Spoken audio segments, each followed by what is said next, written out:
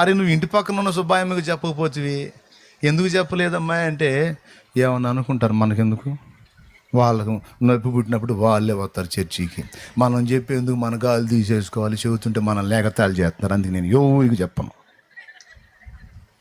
అది ఇంటి పక్క ఉన్న సుబ్బాయమ్మకి చెప్పకపోతే అమ్మాయి నువ్వేమో నీవిచ్చు బహుమతులు అని పాడుతుంటే ఎట్టిస్తాడు నీకు బహుమానం? ఎవరికి చెప్పావని ఇస్తాడమ్మా? ఏం త్యాగం చేసావని ఇస్తాడు? కనీసం కన్నీళ్ళు గడిచి ప్రార్థన చేశా?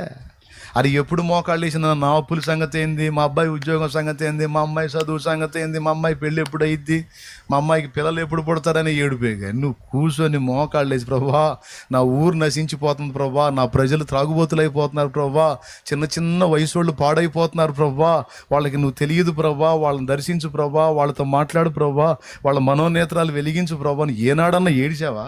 2 కన్నీటి చుక్కలు